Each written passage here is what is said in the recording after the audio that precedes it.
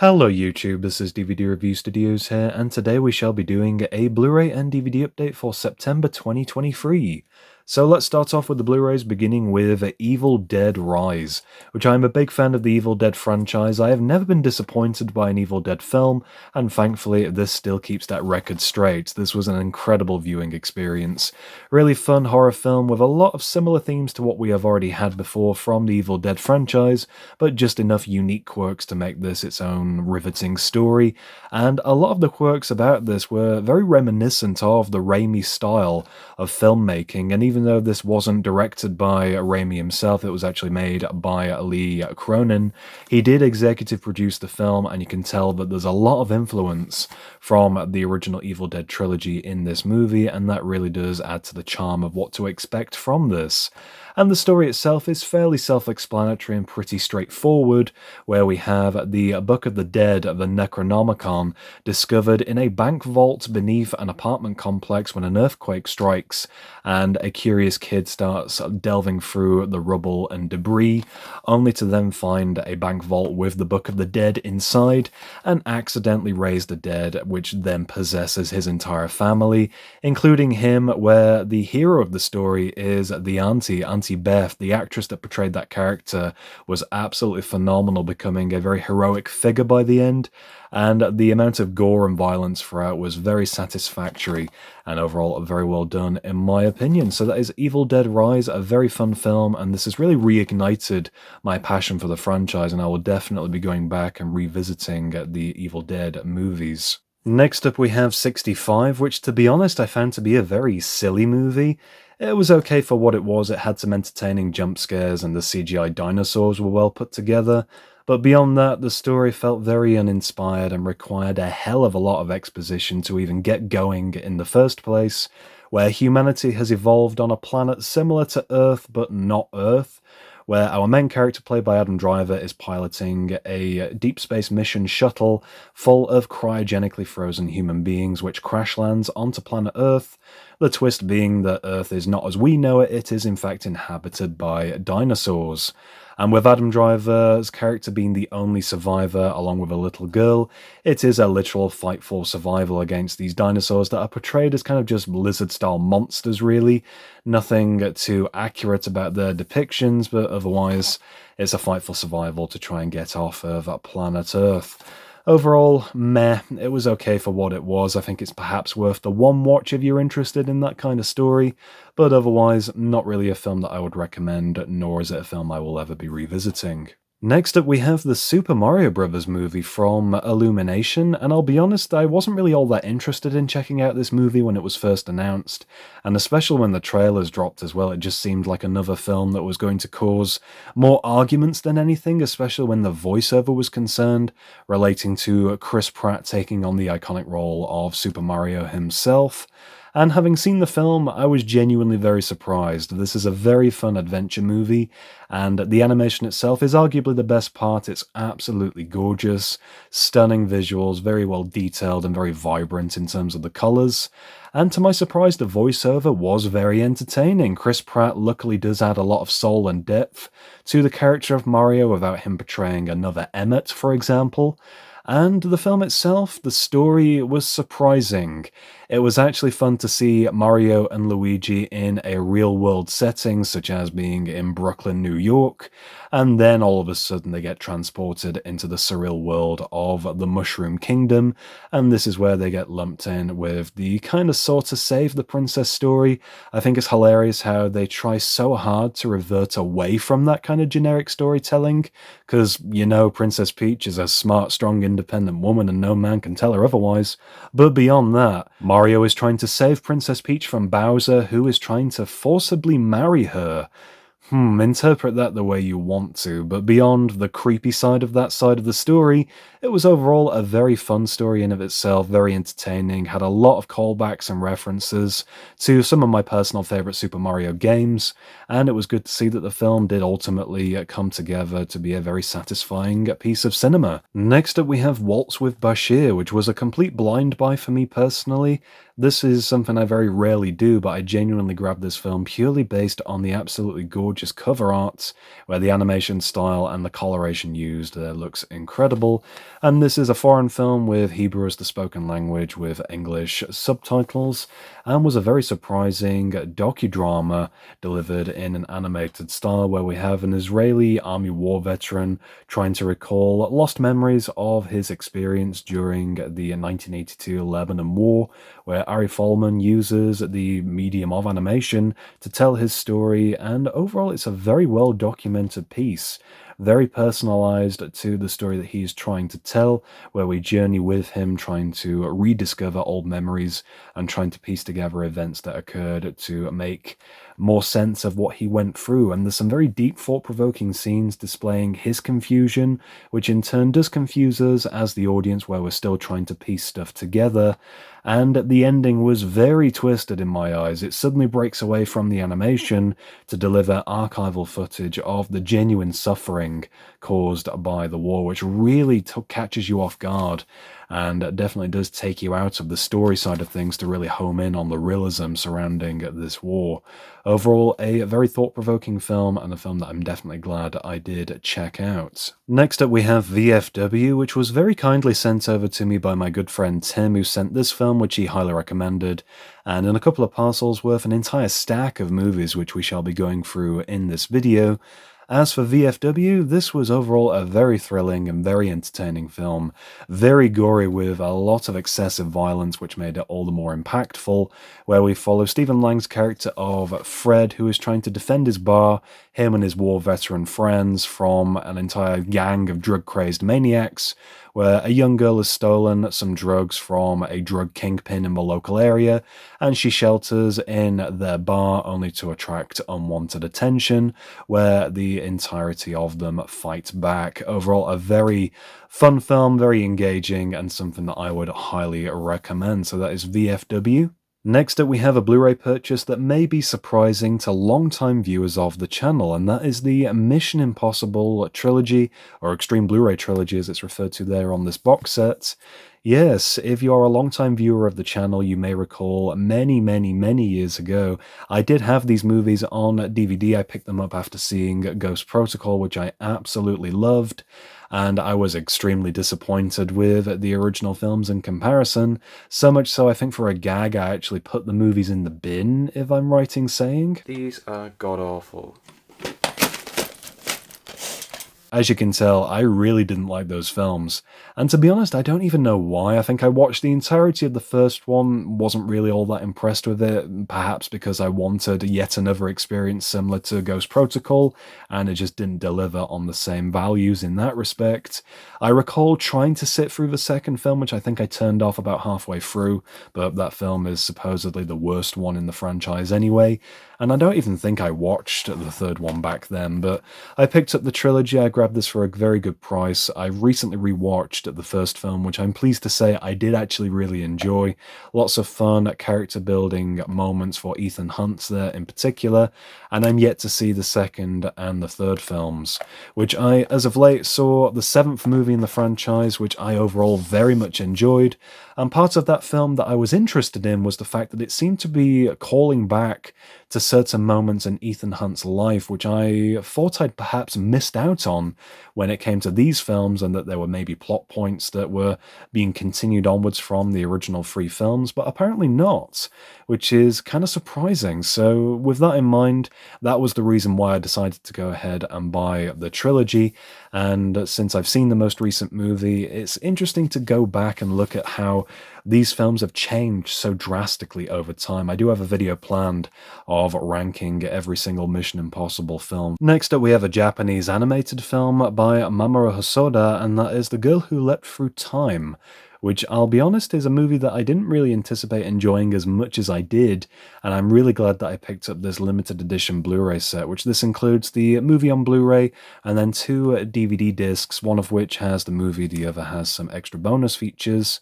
And so even though, yes, we have the Blu-ray case there, this also comes with a really neat inclusion of this behind-the-scenes companion book, as it's referred to, and this has some exceptional drawings and art styles and very sort of illustrations and footnotes depicting what the director had in mind when it came to putting this movie together. And overall, there's some very insightful information inside this book and some really great behind-the-scenes ideas that really do allow you to re-experience the film through different eyes when it comes to the info that is provided. Looking at the film itself, this was overall very fun in my opinion. I really enjoyed the main character of Makoto, who at first is your generic kind of high school student trying to get good grades, trying to stay in school, trying to wake up on time for school, and keep things about her daily life consistent, only to then discover the essence of time travel and utilize this to her own advantage as well as benefiting those around her, only to overuse this, which has its consequences, which could be very disastrous by the end,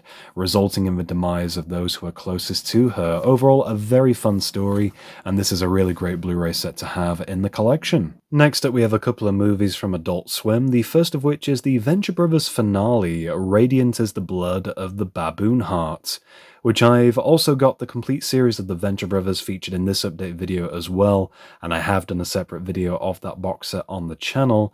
The finale movie, however, overall was very satisfying. I won't discuss this too much because I do have a video already filmed of this to upload on the channel whenever I can get around to editing it.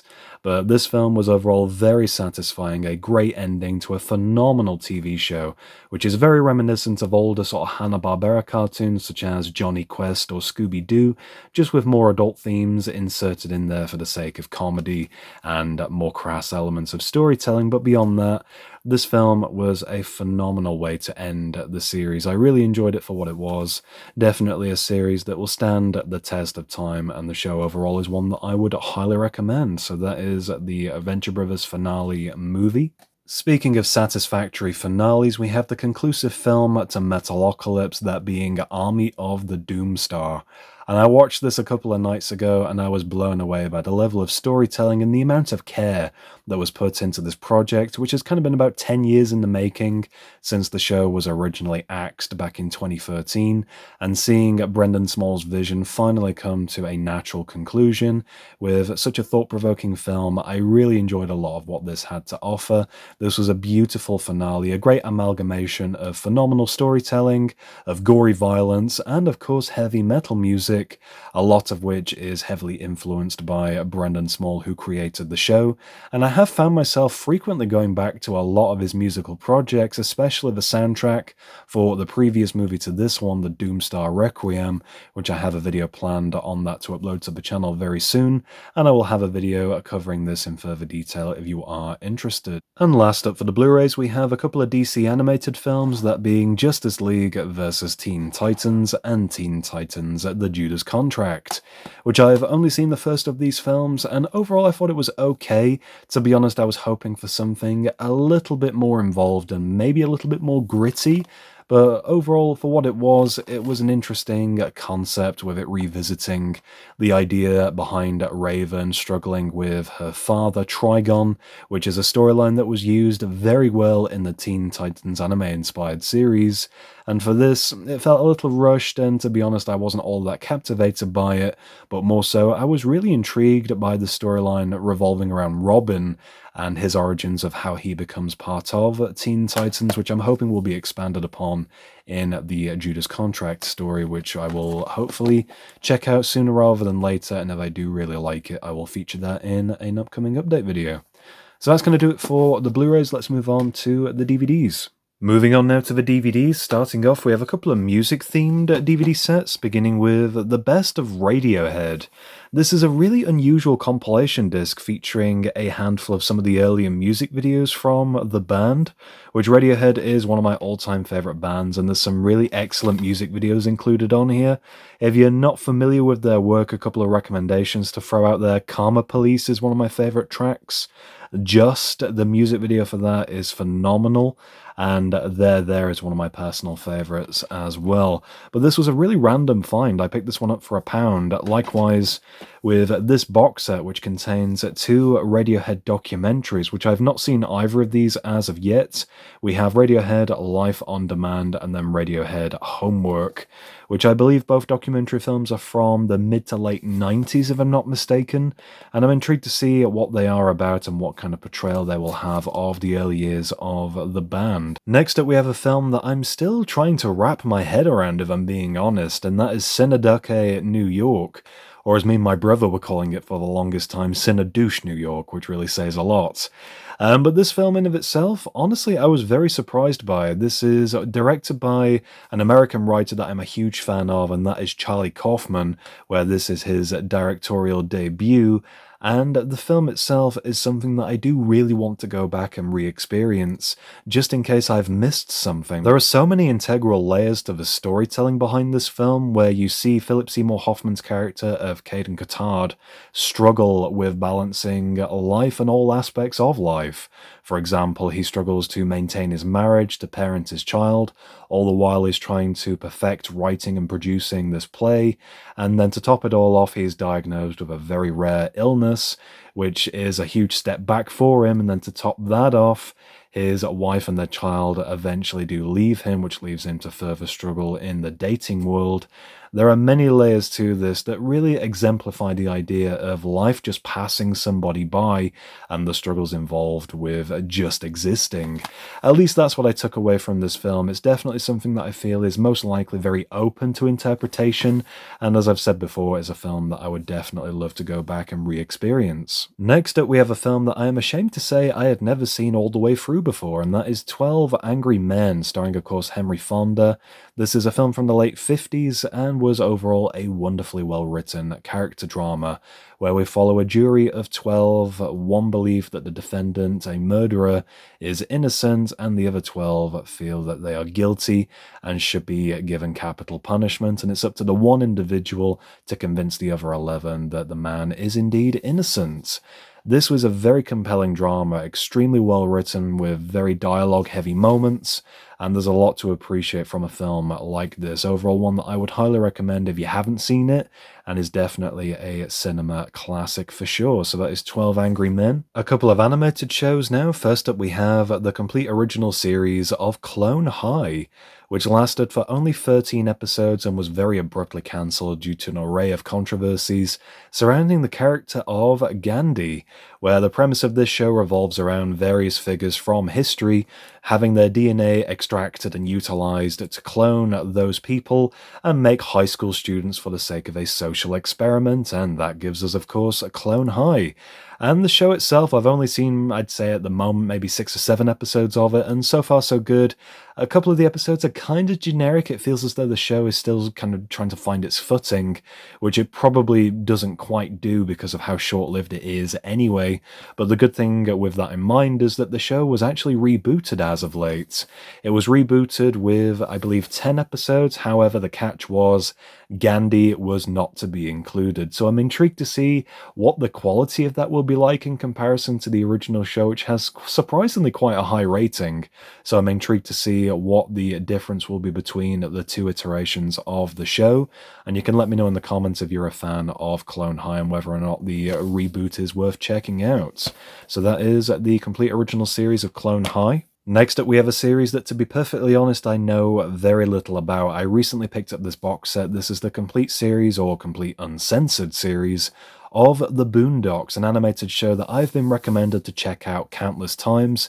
I've heard very good things about it in terms of it being a very high quality animated show with some very fun and entertaining characters, but otherwise, in terms of the plot, in terms of the premise, I know next to nothing about this series, but it's one that I'm intrigued to check out, and I'll be sure to feature it on the channel at a later time if it does make a lasting impression. So that is The Boondocks. Some more animated stuff from Adult Swim. We have Superjail, the complete first, second, and third seasons. There are 4 seasons of Superjail, but unfortunately the 4th one never got a DVD release, which is a huge shame. And this series overall feels very experimental, extremely trippy, and is very gory and violent to say the least. The first season is honestly the worst in my opinion. It's a good establishing idea for what the series is supposed to be about, that being a super jail, which is literally a ginormous max security prison helmed by this Willy Wonka style character known simply as the Warden. And we meet an array of very interesting inmates throughout the first season, but none of them last very long with this run of episodes, which, to be honest, feels very disconnected from what the series does become in the later seasons, where the stories become more serialized, a lot more interesting, the characters are more long-standing compared to those that just get brutally murdered for almost no apparent reason. Season 2 was very good, and I've recently moved on to Season 3, which is a made-on-demand edition DVD set.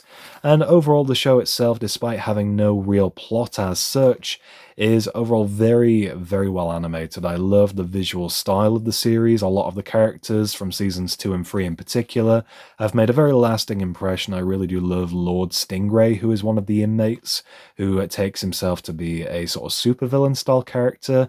Very humorous. There's a lot to appreciate from the animation style, and if you are a lover of animation, just generally speaking, I'd recommend watching a couple of episodes of the show. Next up, we have a DVD release which has surprisingly caused a little bit of outrage, and that is the complete series of Metalocalypse, which this was released in conjunction with the finale movie Army of the Doomstar, and this is for the US market, advertised as the complete series, which is meant to be a repack of the first 4 seasons, and for the first time ever, a US DVD release of the TV movie The Doomstar Requiem. And that is where the outrage begins and ends. Unfortunately, despite being advertised as the complete series and meant to include the Doomstar Requiem as written on the back, that has actually been omitted from this DVD release. This only includes the first 4 seasons. There's no extra disc with the Doomstar Requiem, nor is it included on Season 4, Disc 2. It's just not there, plain and simple. Warner have apparently acknowledged this. The listing for the Metalocalypse Complete Series box set on the US Amazon, which is where I imported this from, had apparently been taken down for quite a while, so I'm led to believe that issue has been fixed.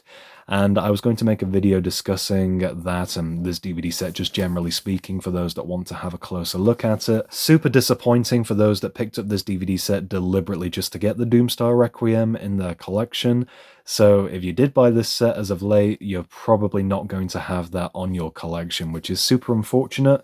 To my knowledge, the only way you can grab the Doomstar Requiem on DVD is the Australian-only releases, where it was part of the Complete Series box set, which I've had this in the collection for about a year now, and I believe you could also get this separately on Blu-ray, if I'm not mistaken, but again, Australia only on that one as far as imports go. So until Warner fixes the issue, I would hold off on buying this DVD set. Also from Adult Swim, we have the complete series set of The Venture Brothers, containing all 7 seasons of the show, and as I discussed before when mentioning the finale movie, Radiant is the Blood of the Baboon Heart, this is an absolutely incredible series. If you want to hear my full thoughts on the show, then by all means check out my unboxing video looking in more thorough detail at this DVD set. And to round off this update video, we have the rest of what my friend Tim very kindly sent over. So we have, of course, VFW, which I've already discussed. And as we go through the rest of these, you'll see that it's very much a Russian roulette of what kind of films he will send over to me. Some will be very good, and others will be fucking horrible. First up, we have a box set of horror movies, beginning with Premonition, Dark Water, and Ring, which are meant to be, I guess, Asian interpretations of films that have been adapted for Hollywood, and these are, of course, perhaps more darker and more twisted incarnations of those original stories. So that gives you an idea there of what to expect. Next up, we have The Passing, which I know absolutely nothing about. A Jackie Chan movie, Armor of God. 7 Days. Robo Geisha, I would imagine that is going to be one that will be very hit or miss, to put things politely. The Divide. The Rage. I love the cover art on this one. The Devil's Backbone. Ebola syndrome, which I believe my friend Arvid aka Junkmaster Free warned me against this one if I'm not mistaken. Bullet Ballet, which I'm actually kind of intrigued by. I love the simplicity of the cover art on that one. Knight Templar. Snake Man. This definitely looks like one of those dodgy B-movie style films. The Scalp Hunters. This is one that I was very much looking forward to, and that is Old Boy, which I was very close to picking up myself anyway, so to grab this from Tim was very much appreciated. A Jean-Claude Van Damme film, Cyborg, which is apparently very hit or miss. And wrapping up, we have The Cave. Anyhow, that's going to do it for this update video for September 2023. I hope you did enjoy. If you did, be sure to leave me a like down below. Let me know in the comments if there's any titles featured throughout this video you would like to see a review video of. And of course, for more content, be sure to subscribe to my YouTube channel, DVD Review Studios.